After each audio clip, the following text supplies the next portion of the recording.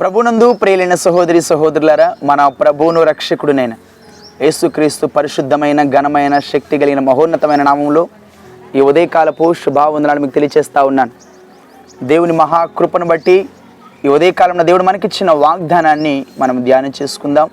మీ పరిశుద్ధ బైబిల్ గ్రంథము యోబు గ్రంథము 34వ అధ్యాయము 12వ వాక్యమును ధ్యానం చేసుకుందాం. యోబు గ్రంథము 34వ అధ్యాయము 12వ వాక్యము. దేవుడు ఏమాత్రము దుష్కార్యము చేయడు, సర్వశక్తుడు న్యాయము తప్పడు. దేవుడు ఏమాత్రము దుష్కార్యము చేయడు, సర్వశక్తుడు న్యాయము తప్పడు. ప్రభునందు నా ప్రియ సహోదరి సహోదరులారా, యోబు స్నేహితుడు మాట్లాడుతున్న మాటలను మనం వింటూ ఉన్నాం. యోబు స్నేహితుడు ఎలీహు ఈ విధంగా సంభాషణ జరుగుతూ ఉంది. యోబుకు తన స్నేహితులకు సంభాషణ జరుగుతున్న క్రమంలో ఉన్న మాటలు మనం జ్ఞాపకం చేసుకుంటా ఉన్నాం. దేవుడు అన్యాయం చేయుటకు మానవుడు కాడు, దేవుడు అన్యాయం చేయుటకు నరుడు కాడు అనే మాటను తన స్నేహితుని ద్వారానే దేవుడు మనకు జ్ఞాపకం చేస్తూ ఉన్నారు. చాలా సందర్భాల్లో మనము కొన్ని సందర్భాలు ఆలోచన చేస్తూ ఉంటాం. ఎవరైనా చిన్న వయసులో కావచ్చు, లేకపోతే ఎవరైనా మన దృష్టిలో మంచివారని చెప్పుకుంటున్న వారు సడన్గా హఠాత్తుగా మరణించినప్పుడు, లేకపోతే మనం ఊహించలేని కొన్ని విపత్కరమైన పరిస్థితులు ఎదురైనప్పుడు దేవుడు వీళ్ళకి అన్యాయం చేస్తారంటూ ఉంటాం. వీళ్ళకి అన్యాయం జరిగింది, దేవుడికి జాలి లేదు, దయ లేదు, కనికరం లేదని తొందరపడి మాట్లాడుతూ ఉంటాం. చూడండి, ఈ వాక్యాన్ని మనం చదువుతున్నప్పుడు 10వ వాక్యాన్ని మనం చదువుదాం. విజ్ఞానం గల మనుషులారా, నా మాట ఆలకించండి. దేవుడు అన్యాయం చేయుట అసంభవము. మనం గడిచిన దినాల్లో చూస్తూ వచ్చినాం. ఈ సంవత్సరంలో గడిచిన సంవత్సరంలో ఒకసారి సడన్గా తుఫాన్ లాగా వచ్చేస్తూ వచ్చింది. మొత్తం అంతా కూడా ఒక దుఃఖకరమైన పరిస్థితులు ఎదురవుతూ వచ్చినాయి. తుఫాన్లాగా వచ్చేసి అంతా కూడా పంట పొలం అంతా కూడా మునిగిపోతూ వచ్చింది. ఈ బాపట్ల పరిసర ప్రాంతాల్లో మనం చూస్తూ వచ్చినాం. చాలామంది విశ్వాసులు దుఃఖపడుతూ వచ్చారు. అయ్యో ఎంత ప్రయాసపడ, పంట బాగుపడింది, ఈ సంవత్సరం పంట బాగుపడింది అనుకొని ఎంతో సంతోషపడుతున్న ఆ సందర్భం ఒకసారిగా దుఃఖంగా మారిపోతూ వచ్చింది. కంటిన్యూస్గా డిసెంబర్ ప్రారంభ దినాల్లో, నవంబర్ ఎండింగ్ నుంచి డిసెంబర్ ప్రారంభ దినాల్లో కంటిన్యూస్గా 4-5 రోజులు, వారం రోజుల పాటు వాన పడినట్టు కంటిన్యూస్గా పడుతూ వచ్చింది. విశ్వాసులు ఎంతో దిగులు పడుతూ వచ్చినారు. అయ్యో ఏంది ఇంత పరిస్థితి, ఇంత కష్టపడినామే, ఎంత ప్రయాసపడినామే, నోటి దగ్గరికి వచ్చిన కూడు అన్యాయం అయిపోయిందని దుఃఖపడుతూ వచ్చినారు. దేవుడు ఏంది ఇలా చేసినాడు అనుకుని అనేకంగా దుఃఖపడుతూ వచ్చినారు. ఒకటే జ్ఞాపకం చేస్తూ వచ్చినారు, నాకు ఒకటే నమ్మకం ఉంది, దేవుడు అన్యాయం చేయడమ్మా, మీరు దిగులు పడాల్సిన అవసరం లేదు, మీరు దుఃఖపడాల్సిన అవసరం లేదు, ఆయన దుష్కార్యం చేయట అసంభవం అంటూ వచ్చినాం. ఆశ్చర్యం ఏంటంటే 10 దినాల పాటు కూడా ఆ వరి నీళ్ళలో ఉన్నా కూడా ఏమాత్రం మొలకలు రాకుండా, ఏమాత్రం లాస్ కాకుండా దేవుడు కృప చూపించినారు. నిజమండి, దేవుడు నమ్మదగినవాడు. తన బిడ్డలకు అన్యాయం చేస్తారని ఎప్పుడెవరు అనుకోకూడదు. అయ్యో ఇలాంటి కష్టతరమైన పరిస్థితులు వచ్చినని మనం కృంగిపోవాల్సిన అవసరం లేదు. కొన్ని దినాలు గడిచిపోయిన తర్వాత, 10 రోజులు అయిన తర్వాత నీరంతా పోయి మరలా వారు కోతలు కోసుకోవడం కానీ, వడ్డు అమ్ముకోవడం కానీ ఎంతో దేవుడు ఆశ్చర్యకరం. వారు చెప్తా ఉన్నారు, దేవుడు ఎంతో మేలు చేస్తున్నాడు అయ్యా, దేవుడు మాకు అన్యాయం చేయలేదు అంటా ఉన్నారు. ఎప్పుడు కూడా మనము ఆ దేవుడు అన్యాయం చేస్తే అనకూడదమ్మా. అది ఎంత మాత్రం దేవుని బిడ్డ లక్షణము కాదు. కొన్ని శ్రమలు వస్తాయి, కొన్ని ఇబ్బందికరమైన పరిస్థితులు ఎదురవుతూ ఉంటాయి. వాటి ద్వారా దేవుడు మన విశ్వాసాన్ని పరీక్షించవచ్చు. మనం ఎలా ఉన్నాం, ఎలా నిలబడుతున్నాం అనేది కొన్ని పరీక్షలు, కొన్ని సవాళ్ళు ఎదురవుతూ ఉండొచ్చు. అంతేగాని ఏదో కొన్ని కష్టతరమైన పరిస్థితులు రాగానే దేవుడు మాకు అన్యాయం చేస్తాడని ఎప్పుడు కూడా మన నోటి వెమ్మట రాకూడదు. దేవుడు అన్యాయం చేయుట అసంభవము. అన్యాయం చేస్తే మానవుడికి న్యాయం ఉండదు. డబ్బు పెట్టిస్తే వాటికి న్యాయం మాట్లాడుతూ ఉంటాడు. ఈ రోజుల్లో న్యాయాధిపతులు అనుకున్న వాళ్ళు కావచ్చు, జడ్జిస్ అనుకున్న వాళ్ళు కావచ్చు, లాయర్లు కావచ్చు, పోలీస్ యంత్రాంగం కావచ్చు, ఎవరికి డబ్బు ఇస్తే, లేకపోతే ఎవరు ఎక్కువగా ధన వ్యామోహం చూపిస్తే వాళ్ళ వైపు పరుగులు పెడుతూ ఉంటారు, వారి వైపు న్యాయం తిప్పేస్తూ ఉంటారు. న్యాయానికి ఈ లోకంలో స్థానం లేదు, అన్యాయమే ఉంది లోకం అంతా కూడా. కానీ మన దేవుడు న్యాయవంతుడు, సర్వశక్తిమంతుడు, న్యాయవంతుడు. చూడండి, విజ్ఞానం కలిగిన మనుషులారా, నా మాట ఆలకించండి. దేవుడు అన్యాయం చేయుట అసంభవము, సర్వశక్తుడు దుష్కారము చేయుట అసంభవము. ఇట్స్ ఇంపాసిబుల్, అది సాధ్యమే కాదు. ఆయన న్యాయమే చేస్తాడు. ఆయన ఎంతైనా కనికరం కలిగిన దేవుడు, కృప కలిగిన దేవుడు. ఆయన అన్యాయం చేయుట అసంభవము. అయ్యో కొన్ని పరిస్థితులు ఎదురవుతున్నాయి అంటే దాని ద్వారా కూడా మనకు మేలే చేస్తాడు, కానీ ఆయన కీడు చేయుట అసంభవము. చూడండి, నరుల క్రియలు తగినట్లుగా ఫలము ఆయన వారికి ఇచ్చును, అందరికి వారి మార్గమును బట్టి వారికి ఫలం ఇచ్చును. చూడండి, నరుల క్రియలు తగ్గట్టు మన పనులు బట్టే మనకి ఈ కార్యాలు మన జీవితంలో ఎంటర్ చేస్తూ ఉంటాడు. ఒక్కోసారి మన భక్తి జీవితాన్ని కొనసాగిస్తున్న ఈ శ్రమలు వచ్చినా మనం కురింగిపోవాల్సిన అవసరం లేదు. ఇలాంటి కష్టతరమైన పరిస్థితులు వచ్చినా మనం కురింగిపోవాల్సిన అవసరం లేదు. వాటి ద్వారా కూడా దేవుడు ఇంకా కొన్ని మేలులు ఆయన జరిగించేవారుగా ఉన్నారు. ఏ భక్తుడు మాట్లాడుతున్నాడు, నేను నడుచు మార్గం నా దేవుడు తెలుసు, నేనేందో నా దేవుని తెలుసు, నేను ఎలా నడుస్తున్నా నా దేవుని తెలుసు, నేను శోధించబడిన తర్వాత నేను సువర్ణంగా మార్చబడతానంటున్నాడు. ఇలాంటి ఆలోచన మనకి ఈ రోజులో ఉందా? దుష్కార్యం వచ్చింది, దుష్కార్యం చేశారని ఎప్పుడు మనం తొందరపడి కూడా మాట్లాడకూడదు. ఒకవేళ కొన్ని దుఃఖకరమైన పరిస్థితులు ఎదురైనా కూడా జాలి కలిగిన, కనికరం కలిగిన దేవుడు వాటన్నిటి నుంచి మనకు విడుదల దయచేయగలిగిన వారుగా ఉన్నారు. అందుకే నా ప్రియ సహోదరి సహోదరులారా, ఎప్పుడు కూడా మనము దేవుడు అయ్యో నాకు అన్యాయం చేస్తాడే, నాకు ఈ బాధ వచ్చింది, ఎందుకు నాకే ఇలా రావాలి అని ఎప్పుడు మనం అనుకోకూడదండి. దేవుని బిడ్డలుగా పిలువబడుతున్న మనము చాలా జాగ్రత్తగా ఆలకించాలి. మన క్రియలు తగినట్లే ఆయన మనకు ప్రతిఫలం ఇచ్చేవారుగా ఉన్నారు.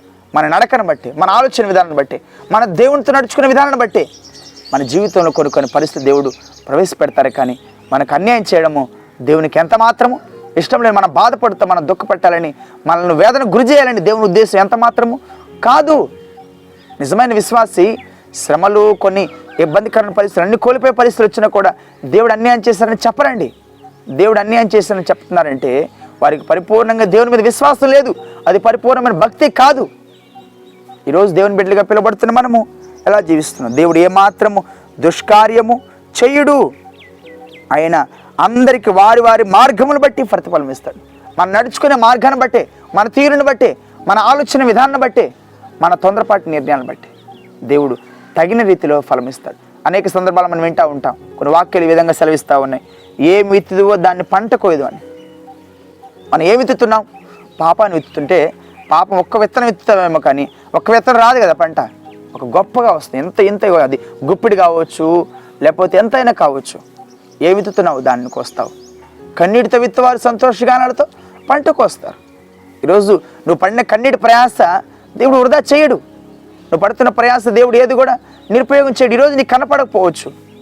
కొన్ని సందర్భాల్లో కొన్ని బిజినెస్ చేస్తూ ఉంటాం, కొన్ని పెట్టుబడులు పెడుతూ ఉంటాం, మనకున్న ఆస్తి అంతా తీసుకొచ్చి అమ్మరి పెడుతూ ఉంటాం, అంత లాస్ అయిపోతూ ఉంటుంది. మరి ప్రార్థనతో వెళ్తాం, దేవుని మీద ఆధారపడి వెళ్తూ ఉంటాం. కానీ కొన్ని తొందరపాటు నిర్ణయాలు, కొన్ని తొందరపాటు ఆలోచనలు కొన్ని జరుగుతూ ఉంటాయి. అయినప్పటికీ మనం కృంగిపోకుండా దేవుని బట్టి ధైర్యంగా ఉంటూ ముందు కొనసాగలిగితే, దేవుని బట్టి విశ్వాసంతో మనం ముందు కొనసాగలిగితే, ఎలాంటి ఆలోచన అయినా దేవుడు అన్యాయం చేయడానికి ఆలోచనతో మనం ముందు కొనసాగలిగితే దేవుడు గొప్ప కార్యాలు మన పట్ల జరిగిస్తాడు.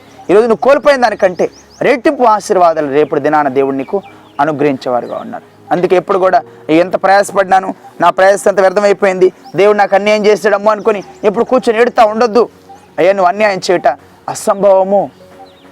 కీర్తనకారుడు, ఊరుకో నా ప్రాణమా, ఎందుకు నువ్వు కురిగిపోతున్నావు, ఆయన నిరీక్షణ ఉంచు. ఎందుకు నువ్వు కురిగిపోతున్నావు? ఏదో అయిపోయిందని ఎందుకు వేదన పడుతున్నావు? ఎందుకో దుఃఖకరమైన పరిస్థితుల నుంచి ఎందుకు కురిగిపోతున్నావు? దేవుని విశ్వాసం ఉంచు. ఆయనే నీకు ఆధారము, ఆయన నీకు నిరీక్షణ ఆధారము. ఆయనని విడువడి ఎడబాయడని, ఆయన నీకు పట్ల గొప్ప కార్యాలు చేస్తాడని కీర్తనకారుడు అంటా ఉన్నాడు. ఉదయకాల సమయమున మన స్థితిని మనం జ్ఞాపకం చేసుకుందాం. ఇంతకాలము దేవుడు నాకు అన్యాయం చేశాను, ఎవరితో అన్నావేమో, ఎవరితో అని ఉంటావు కొన్ని సందర్భాల్లో.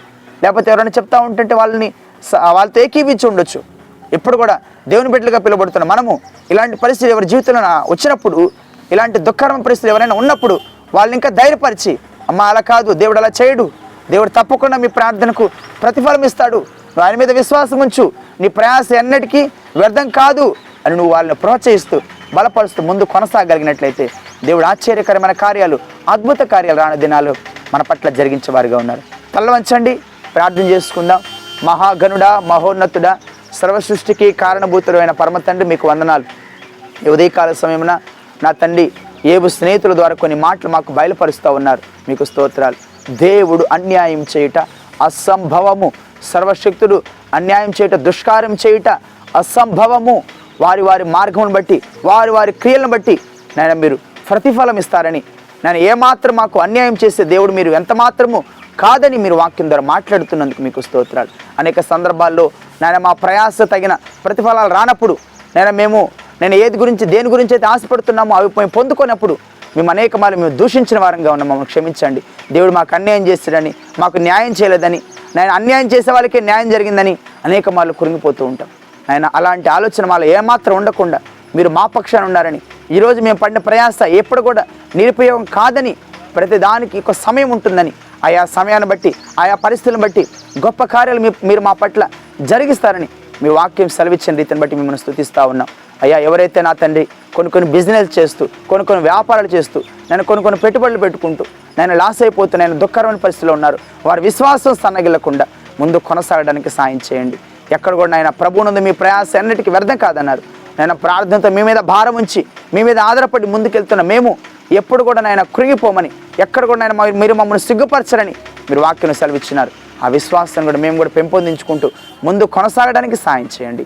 ఈ బైబిల్ బిలీవర్స్ మినిస్ట్రీస్ ద్వారా ఈ ఉదయకాలం జరుగుతున్న ఈ వాక్య ధ్యానాన్ని మీరు అనేకులకు ఆశీర్వాదకరంగా మార్చండి. ఆయా దేశాలు, ఆయా ప్రాంతాల్లో ఈ ఉదయకాలం ప్రార్థనలు ఎక్కిపిస్తున్న ప్రతి బిడ్డను మీరు దర్శించండి. బలహీనలు ఉన్నారు, అనారోగ్య సమస్యలతో ఉన్నవారు ఉన్నారు, ఆర్థిక పరిస్థితులతో కృంగిపోతున్న వారు ఉన్నారు, కుటుంబాలు నెమ్మది సమాధానం లేకుండా, నాయన సంతోషం లేకుండా దుఃఖకరమైన పరిస్థితుల్లో వేదన పడుతున్న వారు ఉన్నారు. ప్రతి ఒక్కరి మానవ హృదయ అంతరంగాలు మీరు ఎరుగున్న దేవుడు నాయన. ప్రతి ఒక్కరిని దయతో జ్ఞాపకం చేసుకుని ముఖ్యంగా భారతదేశం అంతటి మీరు దీవించండి. భారతదేశం అంతటి మీద మీ కనుదృష్టి ఉంచండి. ప్రతి ఒక్కరిని మీరు ఆశీర్వదించండి నైనా. రాను దినాల్లో గొప్ప కార్యాలు మా దేశంలోనైనా వెలువటకు సాయం చేయండి. భారతదేశం అంతటా ఇంకా సువార్త ఇంకా ఏ ప్రాంతంలో ప్రకటించబట్టలేదు, ఏ ప్రాంతంలోని సువార్తకు నేను అడ్డుగొండలుగా ఉంటున్నాయో ఆ ప్రాంతంలో సువార్త విరివిగా ప్రకటించబట్టకు మీ అత్యధికమైన కృపను, మీ దయా వాత్సల్యతను అనుగ్రహించమని, ఈ దినమంతయు మీ సన్నిధి, మీ కాపుదల, మీ భద్రత, మీ కృపాక్షములు మాతో ఉంచి నడిపించమని యేసు పరిశుద్ధమైన ఘనమైన శక్తి కలిగిన నామములో స్తుతించి ప్రార్థించి వేడుకుంటున్నాం తండ్రి. ఆమేన్. మన తండ్రి అయిన దేవుని నుండి, మన ప్రభువుని రక్షకుడినైన యేసుక్రీస్తు వారి నుండి కృపయు, కనికరమును, సమాధానములు, నిరంతరమైన క్షేమాభివృద్ధి సదాకాలము మనందరికీ తోడై ఉండి కాపాడునుగాక. ఆమేన్. ప్రభు పేరటి మీ అందరికీ వందనములు. దేవుడు మిమ్మల్ని దీవించి ఆశీర్వదించునుగాక. ఆమేన్.